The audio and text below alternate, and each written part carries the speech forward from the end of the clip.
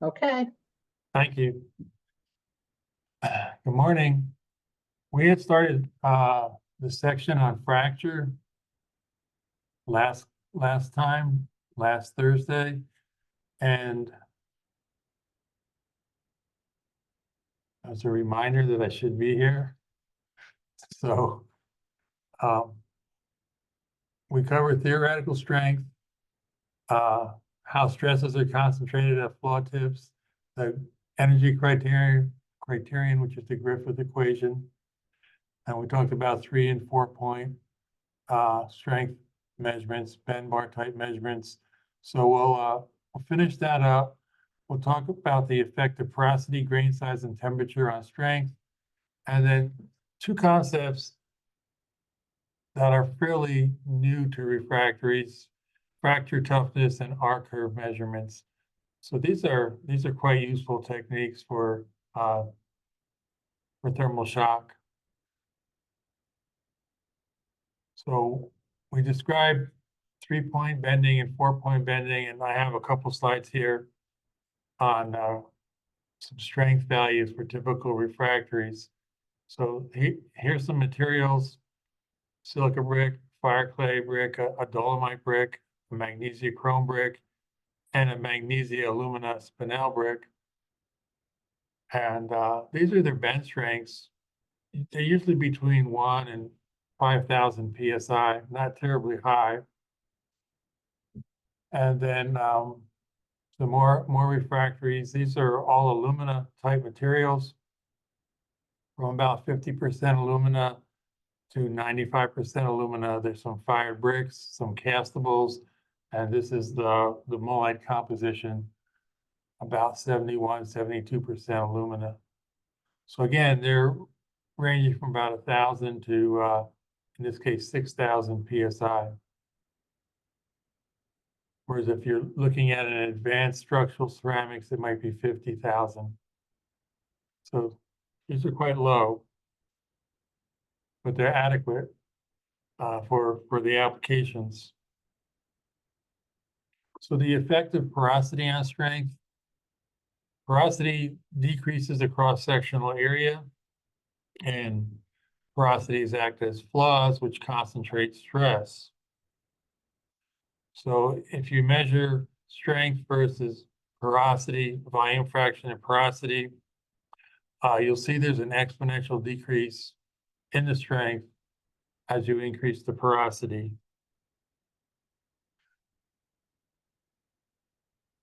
So we looked at actually putting an elliptical flaw in a plate, and we developed this equation: the maximum stress equals 1 plus 2 C over H times the applied stress. H is the minor axis of this ellipse, and, well, 2H, and then 2C is the major axis. And if H and C are equal, we have a sphere, which would be a spherical pore. So if we have a perfect circle here, C over H is just 1, so 1 plus 2 is 3, so the maximum stress just equals 3 times the applied stress. And as this circle becomes flatter in the shape of an ellipse, this equation applies. So it's sigma max equals 1 plus 2 C over H times the applied stress. So as the ellipse becomes flatter and flatter, that increases the C over H ratio, and then these experimental curves shift downward according to this arrow. So the higher the stress concentration around the pore, the faster the decrease in strength. So there's a series of empirical equations that describe the effect of porosity. This is a very common one. The fracture strength equals a constant sigma 0, e to the minus b times p. B is also a constant. along with sigma zero. And then P is the volume fraction porosity. Sigma F would equal sigma zero divided by E to the B times P power.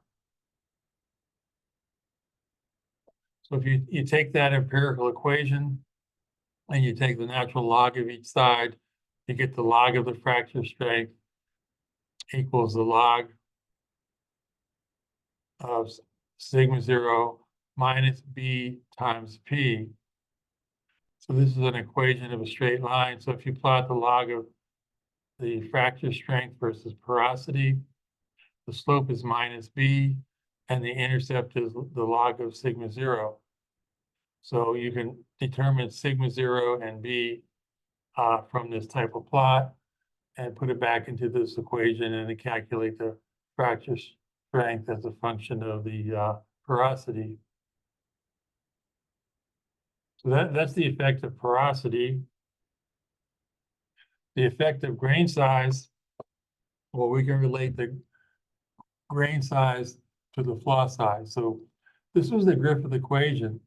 The fracture strength equals 2 times the fracture surface energy times Young's elastic modulus divided by pi c. Gamma S is the fracture surface energy, E is Young's elastic modulus, and C is the flaw size. So if we equate the grain size D to the flaw size C, we just substitute D for C in this equation.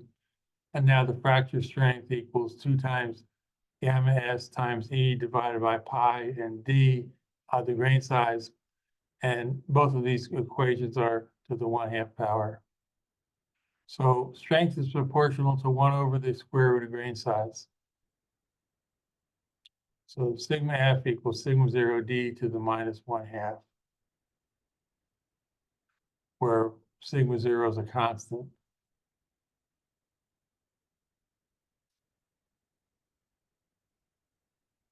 So we just said strength was proportional to 1 over the grain size squared.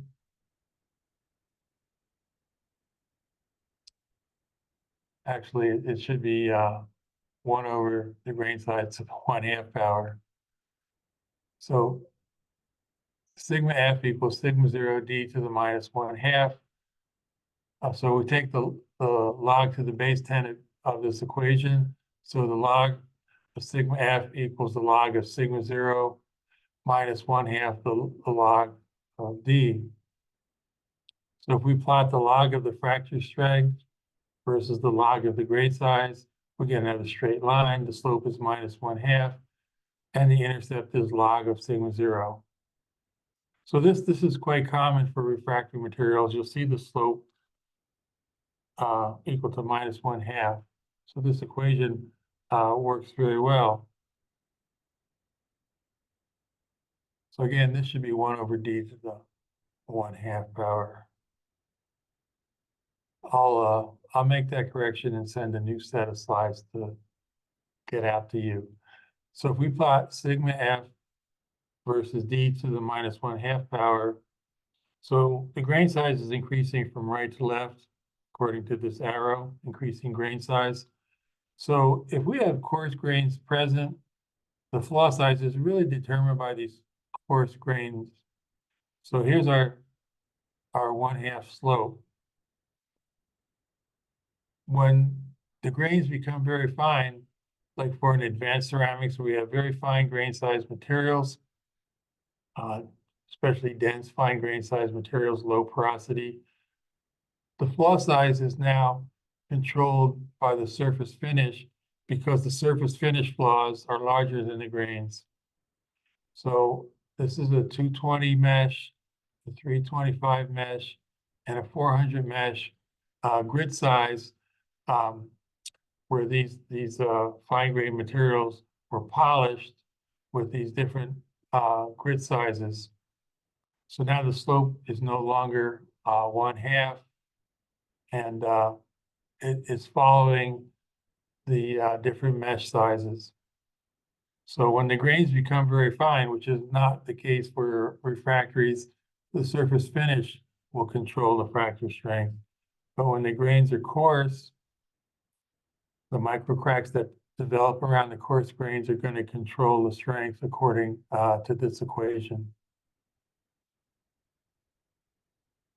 The other factor is the effect of temperature. And I put some plots in here to show the effect of temperature. This one has some alumina silica, some basic materials, and an AZS and a silicon carbide that's nitride bonded. But the circles, whether they're open or closed, are in the top half of the diagram, and then the basic refractories, the squares are the bottom half. And then this is silicon nitride bonded silicon carbide, and AZS is down here. So in general, strengths will decrease with temperature. There's some more unusual cases here where there's actually a strength increase. When the material becomes plastic, there's stress relaxation. So there may be a slight strength increase prior to the decrease. Usually if there's a slight increase, it's usually followed by a rapid decrease because the material is becoming plastic. The glassy phase is becoming less viscous here. So maybe there could be a strength increase due to stress relaxation, but in general, strengths are going to decrease with increasing temperature. This is a plot for conventional castables. So strength versus temperature. So these are conventional cement bonded castables. So they start out with some strength, and as you dehydrate the cement, you destroy the cementitious bond, you increase the porosity, so you have a strength increase, and then eventually the strength increases due to sintering. So the strength decrease is due to cement dehydration, creation of porosity, and then the strength increase is due to sintering. So that's what a conventional castable looks like. And then this one is for the very low cement castable refractories, maybe even no cement castable refractories.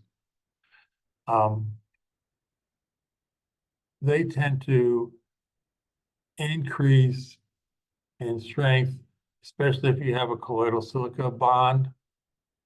And then eventually they start to decrease again because the silica, the amorphous silica tends to crystallize, and that lowers the strength. You don't see a large decrease in a lot of these because there's no cement dehydration. So the strength remains relatively flat on some of these. And if you have colloidal silica reacting with alumina, possibly forming mullite, you might have these strength increases. So depending on the type of bond you put in the matrix, you'll have different types of behavior for the very low cement or no cement castables. So they're less predictable than fired bricks and conventional castables. So this is what the crack looks like when it's moving through a refractory material. This is the surface of the refractory, and CMOD is the crack mouth opening displacement. That's the width of the crack at the surface. So this is the crack tip. The crack is moving from left to right. So in order to understand how to design a superior refractory for thermal shock damage resistance, you have to understand what's occurring in the region of the crack. So there's a frontal process zone and a wake process zone.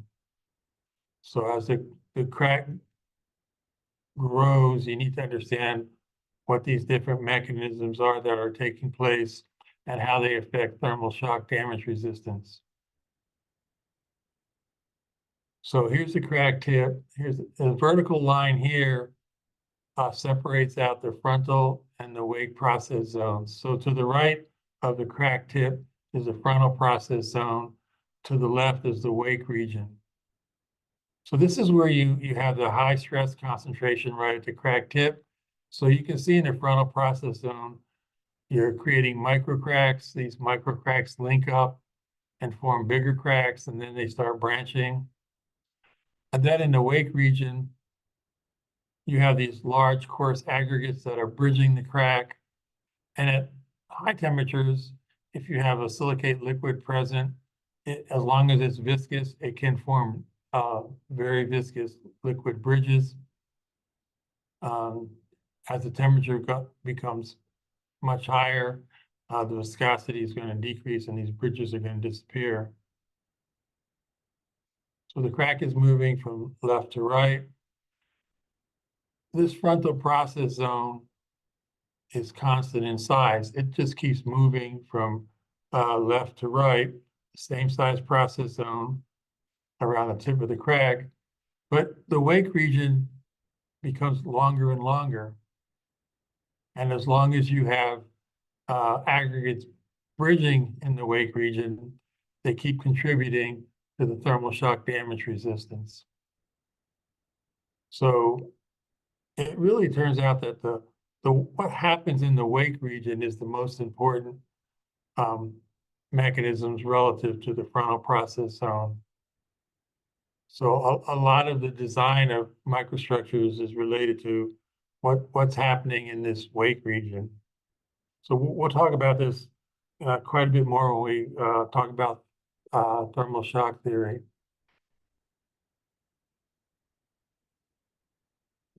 So the size, the distribution of these aggregates, they really play a critical role in the fracture of refractories. The aggregates control the strength. They create the critical flaw size, the microcracks that form around the aggregates due to thermal expansion mismatches. And they control the toughening mechanisms that are active in the crack process zones, whether the frontal zone or the wake zone.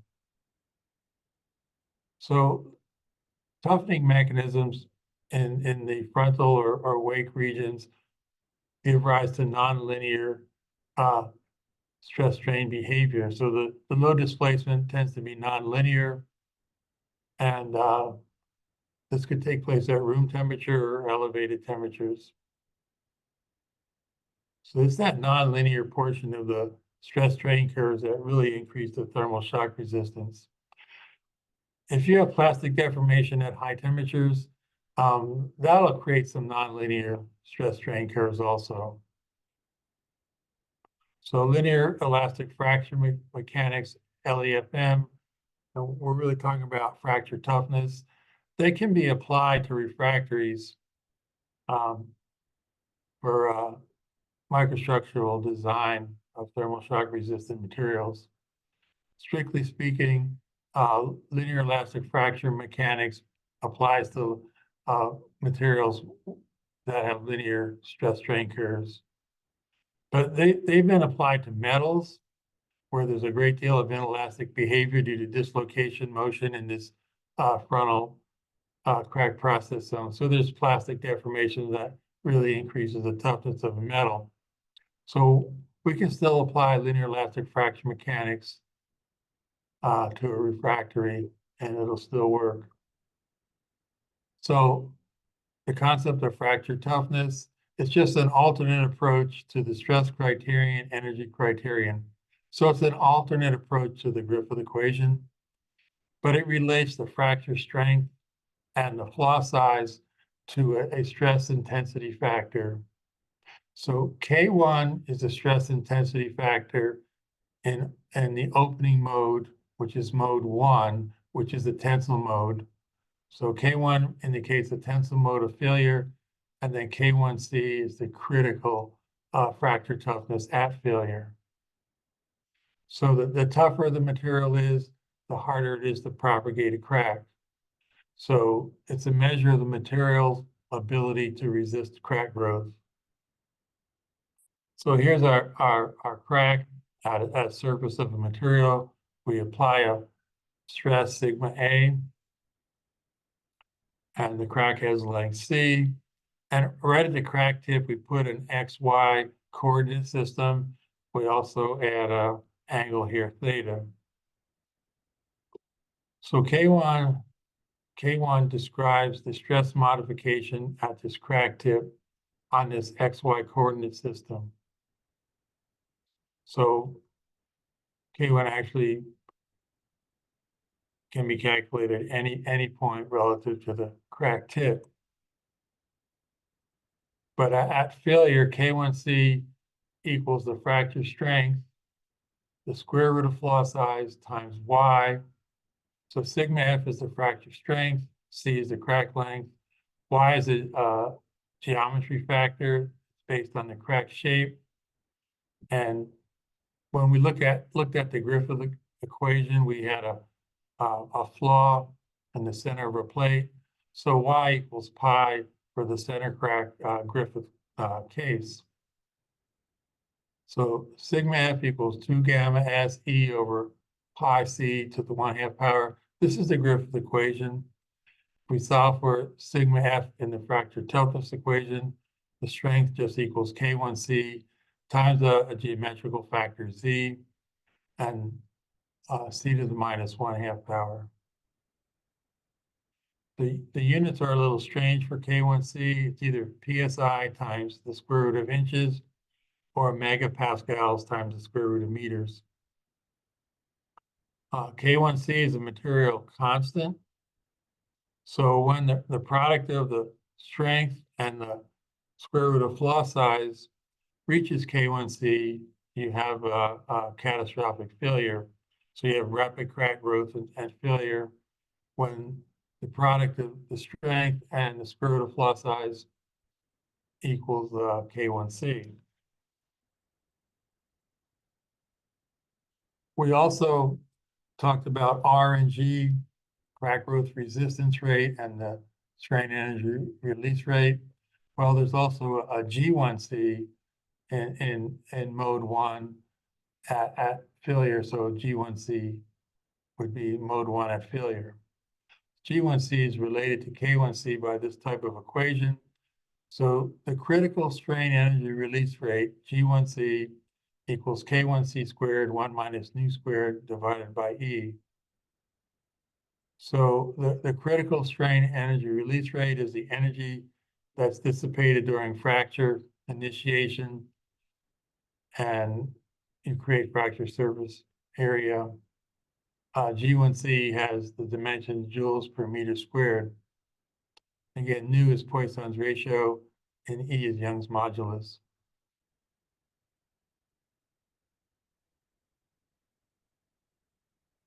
So fracture toughness, there's many ways of measuring fracture toughness, different sample configurations. But the single edge notched beam measurement is very useful for refractories, and it's quite common, and it's a very simple way. It's just a modified bend bar. So this is a 3-point bend bar. Span is L, the 2 bottom loading points, the top loading point is P, and a notch is cut into this bend bar. So C is the notch depth, and you take a very thin diamond blade and you cut a very thin notch in this material to a depth C, and that's your flaw size in the fracture toughness equation.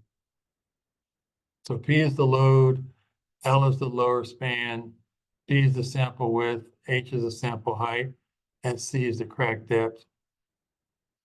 So this equation for fracture toughness, theoretically, you need an atomically sharp crack, which is not easy to do in a refractory material or a brittle ceramic without fracturing it. It can be done, but it's not easy. So you cut a notch in here with a diamond saw blade. You have pre-existing micro cracks, and then at this notch tip,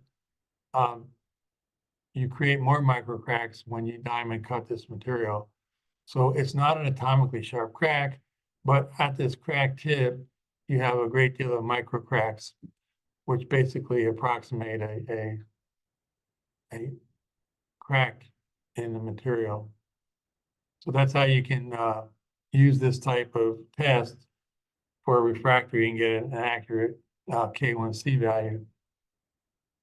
So for the single edge notch beam bar, the fracture toughness is given by this equation: 3P, which is the load, L is the lower span, the square root of the flaw size divided by 2BH squared. B and H are the sample dimensions, and times the function of C over H. So this function C over H is a polynomial function related to the ratio of the crack length to the specimen thickness. So this is the equation that describes this function here. There's 5 constants, A0, A1, A2, A3, and A4, and they're all a function of C over H. And then, well, this function of C over H has C over H in these terms to some power. And then these constants, A0 through A4, are then a function of the span divided by H. So all you have to do is make a bend bar, measure the sample dimensions, put in a flaw size, measure the load, and you can calculate K1C. And from that, you can calculate G1C. So refractories have terrible values of fracture toughness. So K1C for refractories may be 0.2 to 1.5 megapascals meters to the 1/2 power. In contrast, a steel, a ductile material, has a fracture toughness of 200 MPa square root of meters. So a much larger number than for a brittle material. So these ductile materials, it's hard to propagate a crack because of the dislocation motion, plastic deformation at the crack tip. Glass is brittle, 0.75 megapascals square root of meters. And then cast iron, which is not as ductile as steel, it's 20 megapascals square root of meters.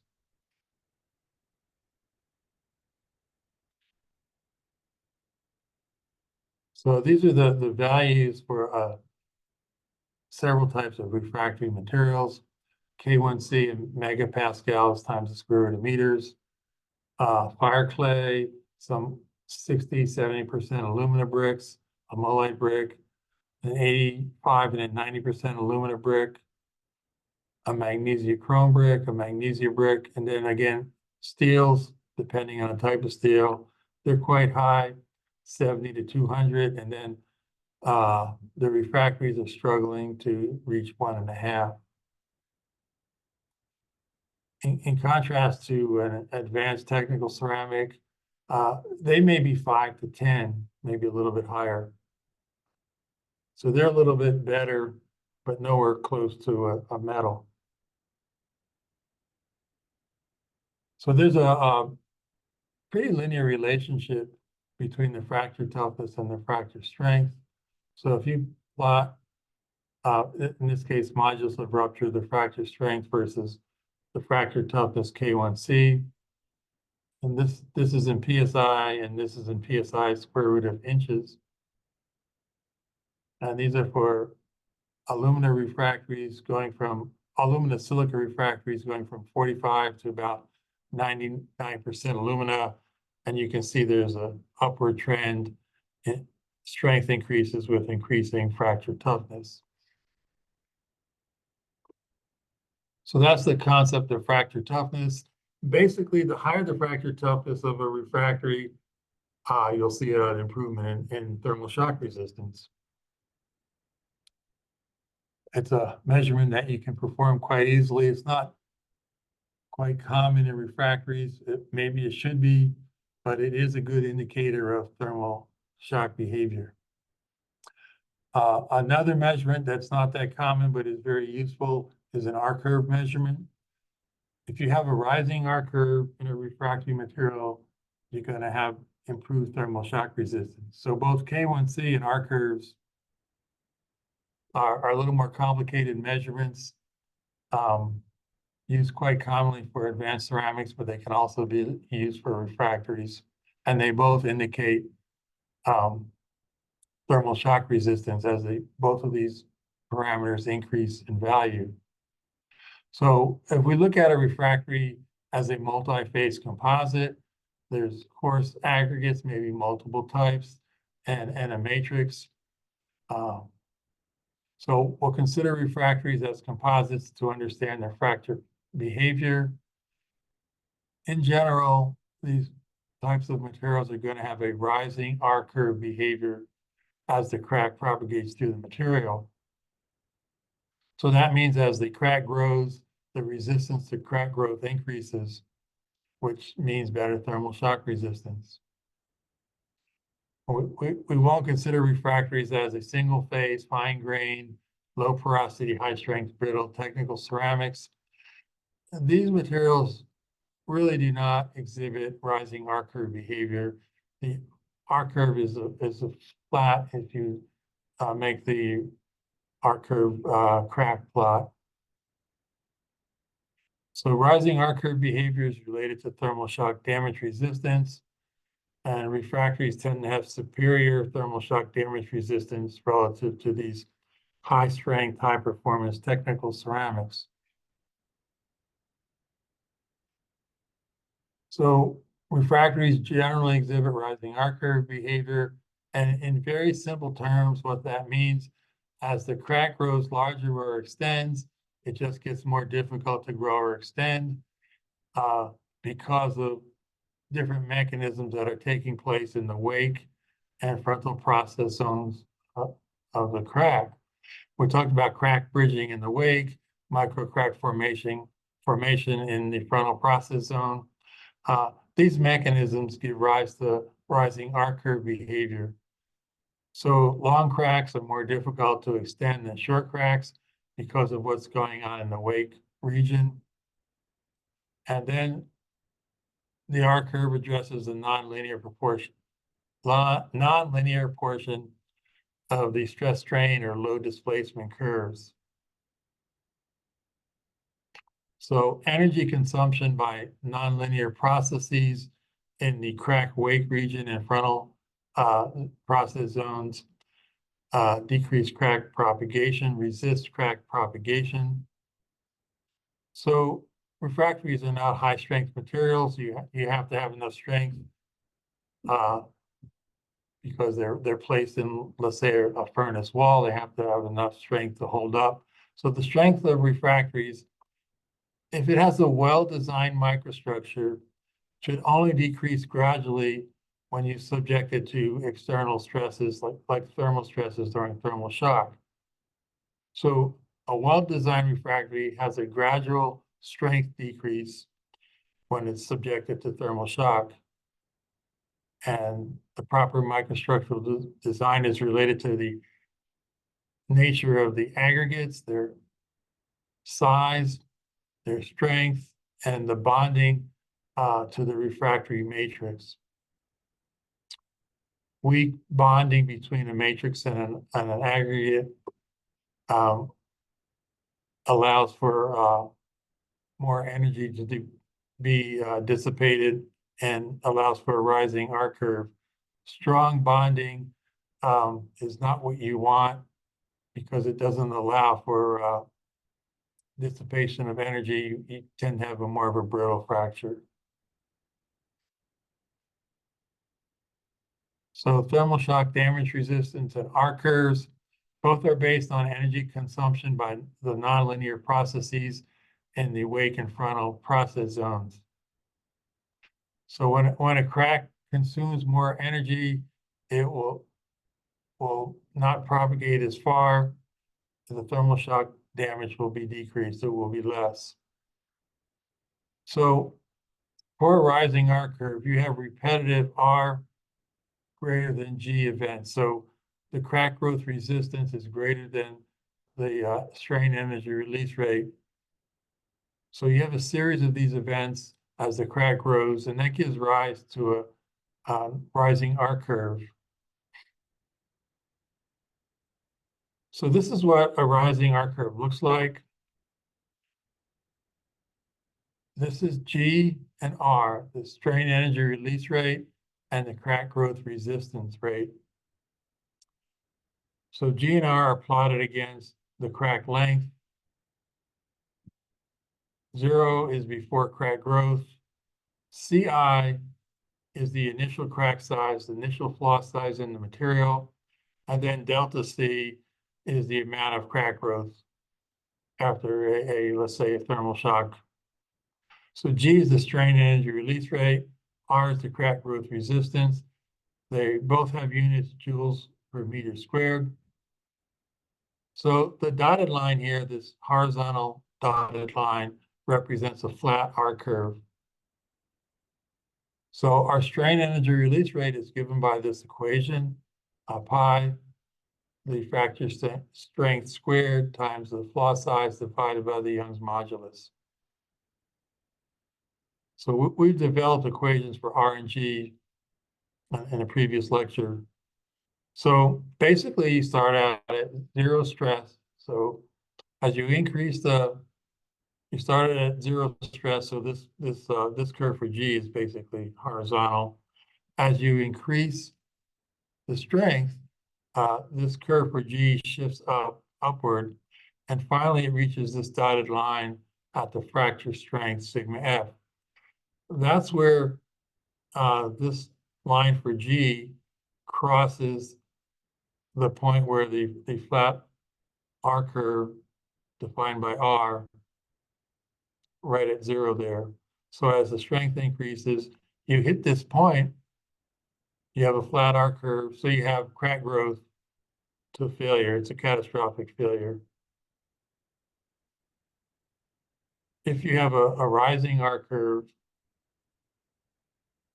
you continue to increase the stress. This curve for G keeps shifting upward.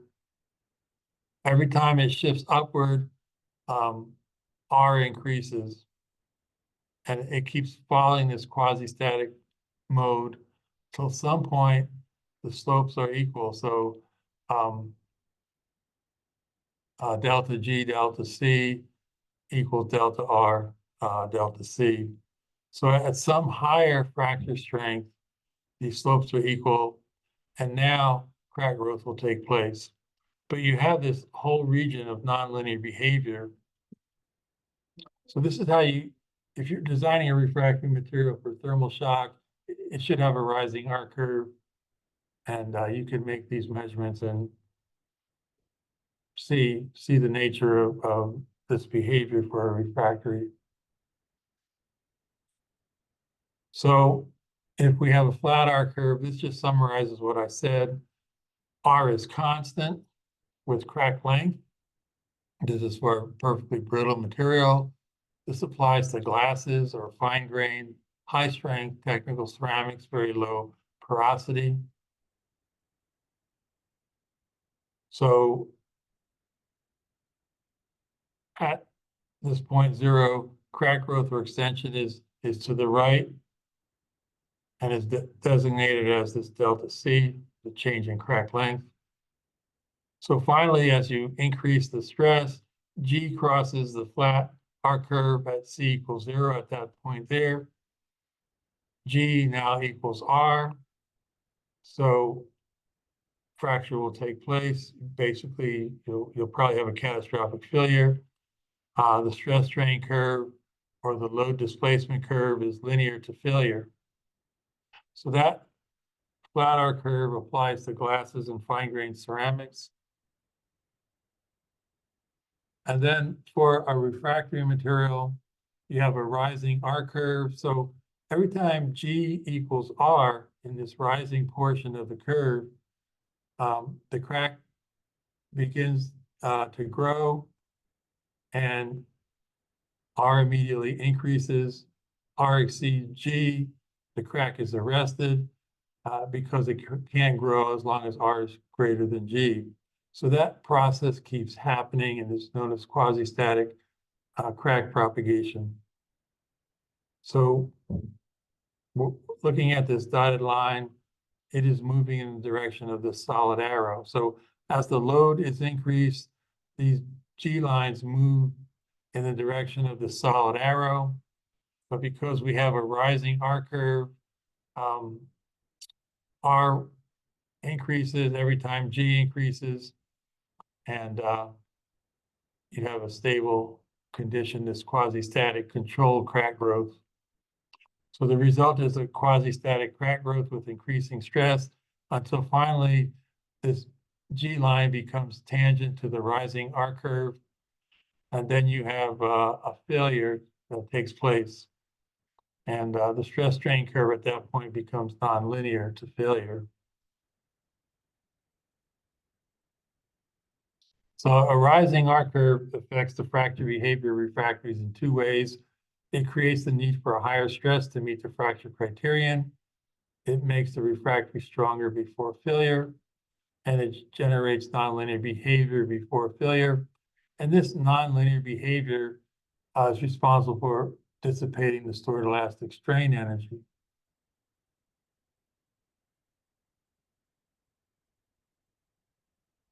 So this region here, I just want to point out, is the nonlinear region. So the nonlinear region of the normal stress strain or low displacement curve is simply the deviation from a linear elastic behavior prior to failure. So I'll go over in the next few slides. It's a graphical method for measuring an R curve. I thought I should put this in. It separates out various elastic and irreversible energy consumptions for this nonlinear material. So you can make a load displacement plot, and there's two of them here, A and B. They have different regions on them, but they're basically the same curve.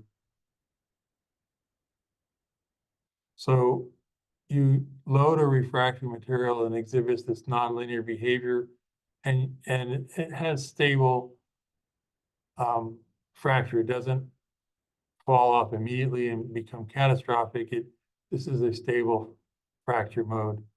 So the loading path, P mu, a load versus displacement, for a sample with a crack length A, and if you have a crack length A, you're going to have a crack surface area corresponding to A. So the crack length A is a small a, the surface area is a large A. So this sample is slowly loaded in a controlled displacement until you reach a steady state crack tip configuration. So you have a stable configuration here. You don't have a catastrophic failure. So you load the sample slow enough to get this stable curve. So the total area under the load displacement curve represents the total work to fracture the material or to propagate the crack. So again, load versus displacement, the total area under this curve represents the total work to fracture the material. This eventually tails off at a long displacement, but it's not shown here, it's just cut off. So we can determine the crack length at each load increment during the steady state or controlled crack propagation, and we can calculate the elastic and inelastic fracture energy. So we can get G and R out of this type of experiment.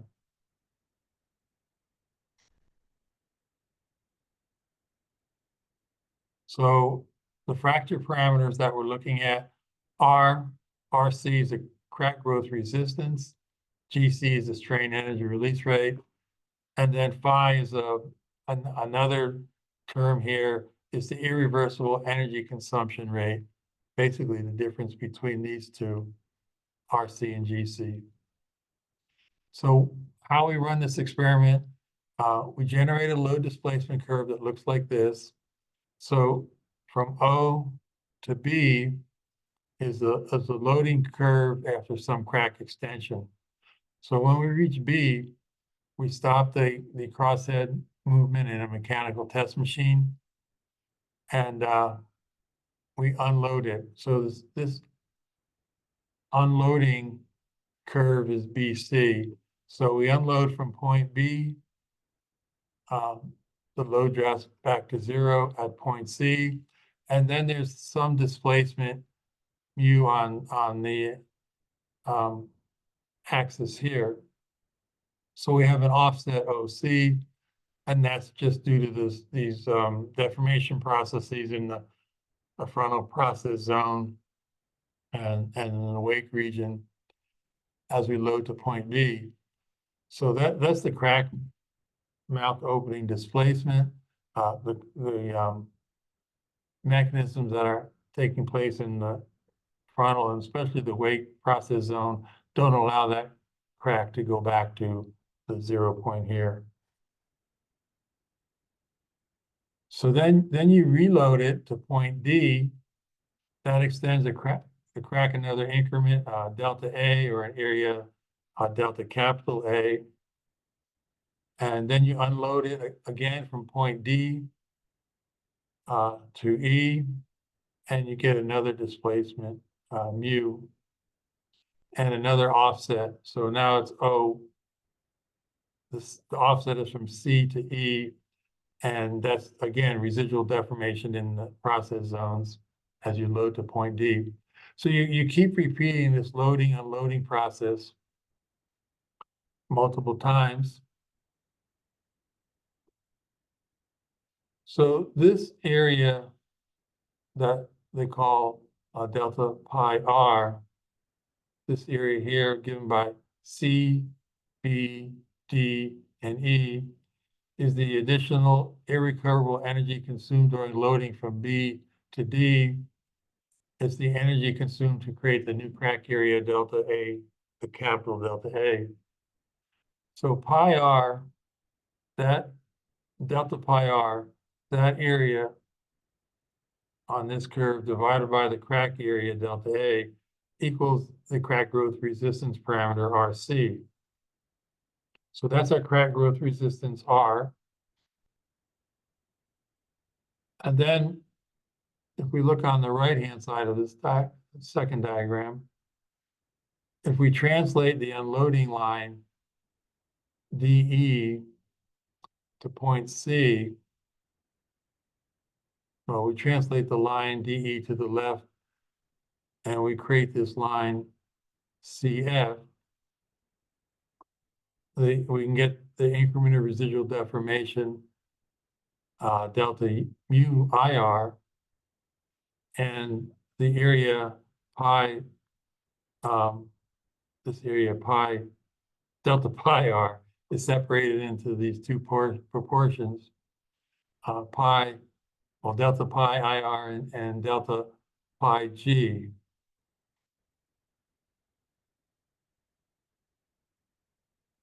So area delta pi G, this area here, given by B, F, C, if you divide that by delta A, that's G. So that's your strain energy release rate. So now we have R and G. And then this other area here is irreversible energy consumption.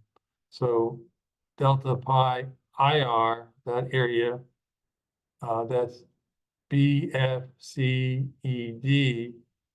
You divide that by the crack area, that's phi IR, the irreversible energy consumption.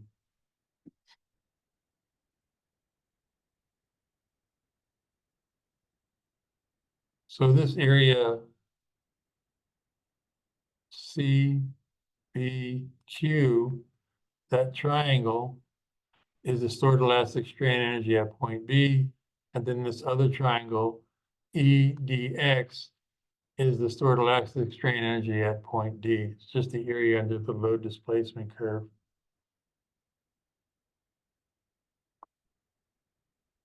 So you determine the crack length delta A, or the area delta capital A, from a compliance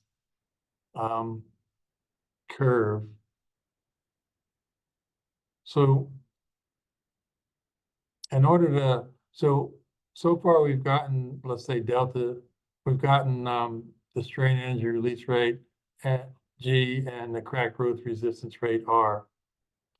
We need to get a delta A or a delta A capital. So you have to run a separate experiment where you take a multiple number of samples, you put in a controlled crack length, and you have to get a compliance curve. So you have to get a compliance curve that relates the crack length to the load. So once you have that compliance curve, you can read off the curve for these different displacements, the crack length, delta A. So the compliance curve I mentioned is a separate experiment. You have to measure the load versus crack length. So you can use a compliance curve to calculate delta A, or you can actually visually, if you can, measure the crack on this length on the side of the specimen with a microscope of some type. So there's two ways of getting the crack length. So this is a kind of a complicated experiment, but you can generate an R curve, you can measure R, G, and get an independent measurement of the crack length. And again, materials that exhibit steep rising R curves are going to be very good in thermal shock resistance.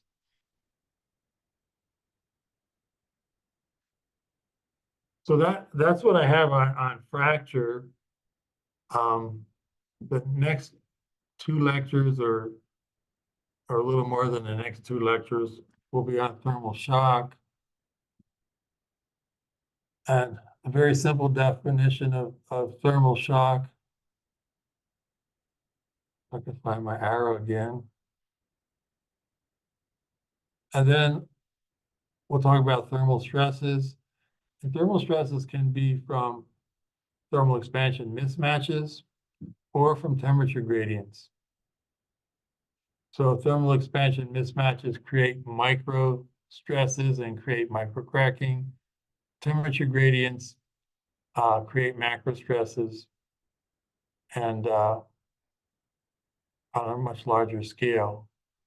So we'll talk about thermal shock theory.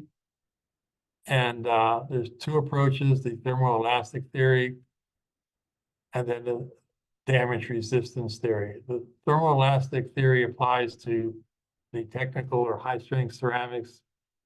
It completely avoids failure and completely avoids crack growth. The damage resistance theory allows crack growth to take place in a very stable manner. So this is the theory that really applies to refracting materials. You want them to feel very slowly in a stable manner when they're subjected to a thermal shock.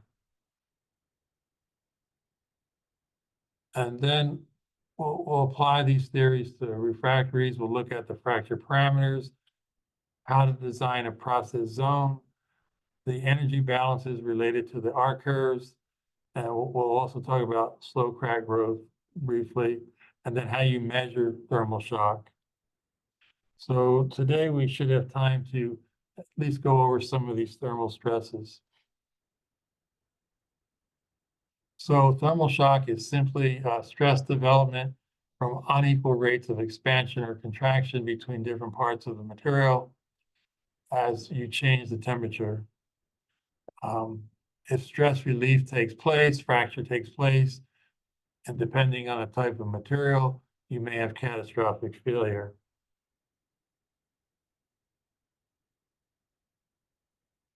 So for thermal expansion mismatches, we'll go over microstresses this morning. And those are thermal stresses that arise because of thermal expansion mismatches. So these mismatches in thermal expansion create stresses on a microstructural level, and they're due to the thermal expansion differences in the different crystallographic directions.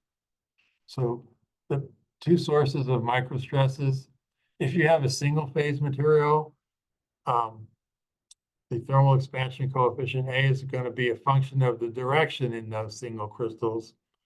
And we had an XY coordinate system we described with crystal axes. and the unit cell A, B, and C. Or we can have multiple phases present. They're going to have different thermal expansion coefficients. So A1 in one phase does not equal A2 in the second phase. And A is the linear coefficient of expansion. So I showed these unit cells previously.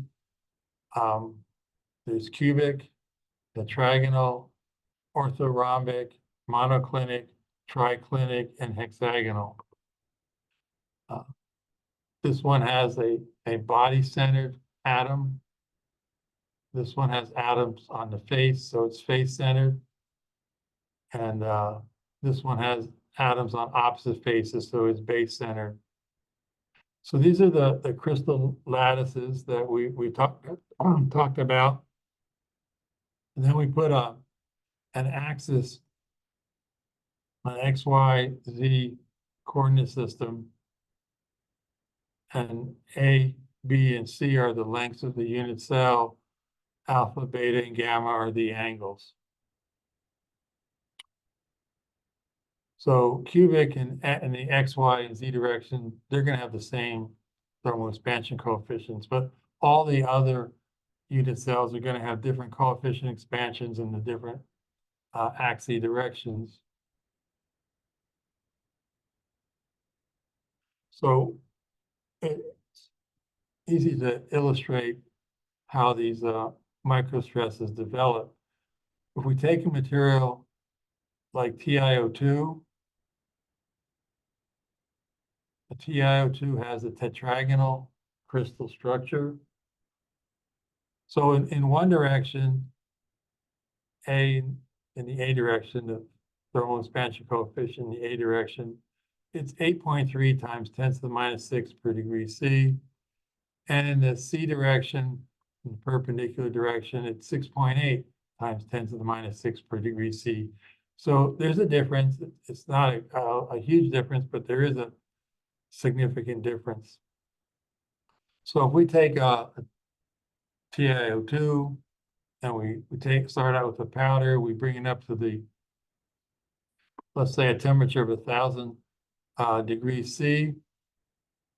We sinter it into a dense polycrystalline material, and then we drop the temperature back to room temperature. So we cool it back to room temperature after densifying it. So this vertical dotted line, the red line, is the grain boundary for two of these crystals that have these orientations for the thermal expansion coefficients, A and C. So there's a mismatch right here at this grain boundary. So the length of this material is L0 at 1,000 degrees C. We cool it down to room temperature, it contracts a delta L. So that's the amount of contraction at room temperature. So these two crystals stay in contact, so the grain boundary is not disrupted. So delta L is their combined shrinkage. But if we take these two crystals and look at them separately instead of together, this one has a higher thermal expansion coefficient.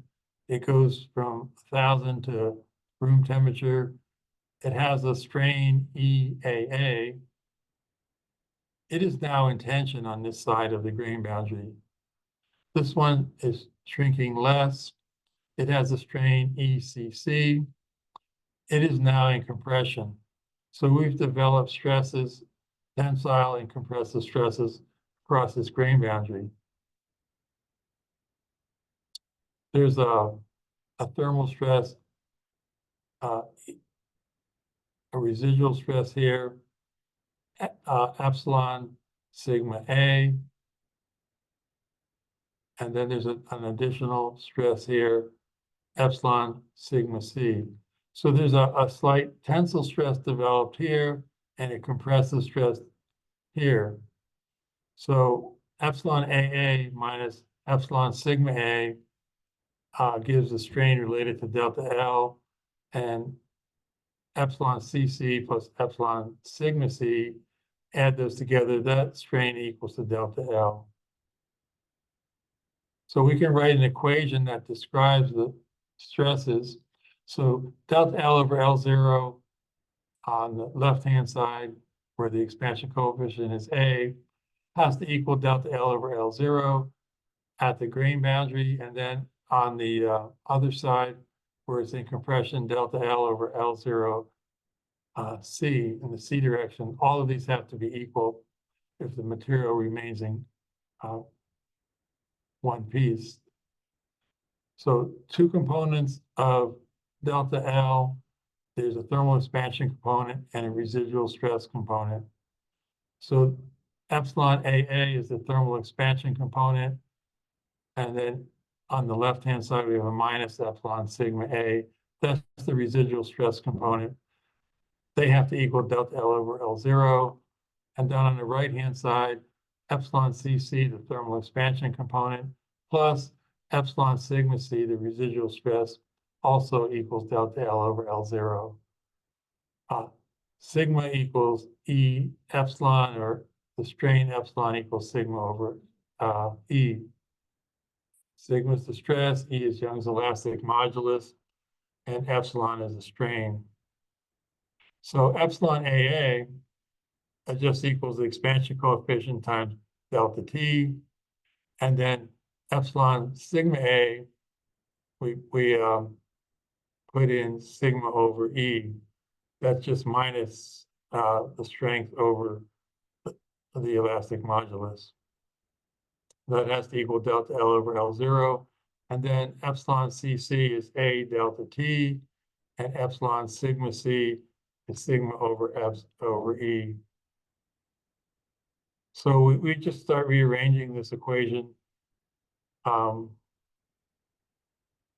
We put this term A delta TC on the left-hand side, so we can factor out delta T times AA minus AC, the difference in the thermal expansion coefficient. And then we move sigma over E in the A direction to this side of the equation. So we have sigma over E in the C direction plus sigma over E in the A direction. We assume the stresses and moduli are basically equal. So this equation just simplifies to delta T times delta A equals 2 sigma E, or sigma equals E delta T delta A over 2. So this is the equation that tells us what the stress is at that grain boundary.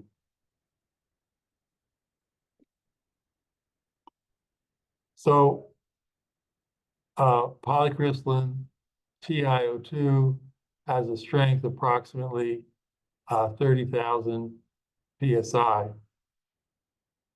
So if we take our equation for stress, which we just developed, E delta T delta A over 2, and we put in some typical values for TiO2.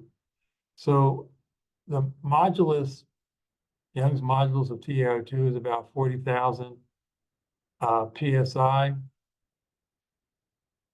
I'm sorry, 40 million psi. So 40 million psi is E. Our delta T is approximately 1,000 degrees C. And our delta A, our difference in the thermal expansion coefficients, is 1.5 times 10 to the minus 6 per degree C. And then we divide that product of those three terms divided by 2. So we see the stress that develops at the grain boundary is approximately 30,000 psi. So that's the same strength of the material. So the actual strength of the material is on the same order of magnitude as the microstresses that develop. So that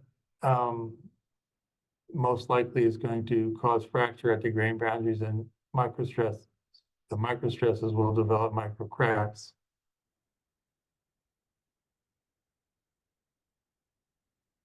So I think that's a good place to stop today. We'll go over microstresses and next time. And that'll be thermal stresses under temperature gradients. We'll go over the thermal shock theory, the two theories, and then we'll apply those theories to refractory. So we should be able to finish up probably halfway through this, the damage resistance theory on Thursday, or maybe even get a little further than that. And the following week, we'll finish up the thermal shock theory.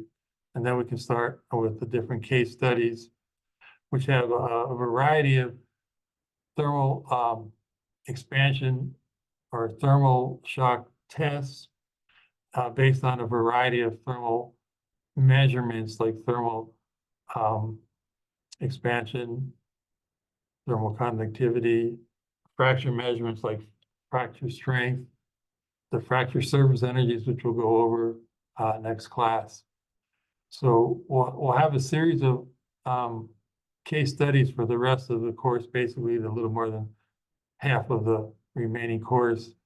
And we'll do that for all the different compositions of refractories, different types of refractories. And like I said, we'll look at all different kinds of thermal shock techniques. And we'll look at the microstructures responsible for, let's say, rising arc curves or high fracture surface energies. And we'll relate the different theories of thermal shock to these different case studies. So hopefully that'll give you a lot of ideas on how to improve the thermal shock of materials, especially you'll see what other people have done, what has worked, what hasn't worked, and we'll see some of the mistakes that have been made. So we'll continue with thermal shock on Thursday. If we don't finish it on Thursday, we'll finish it next Tuesday and then start the case studies. So thanks again for listening in today, and I'll see you again Thursday morning. Thanks again. Thank you.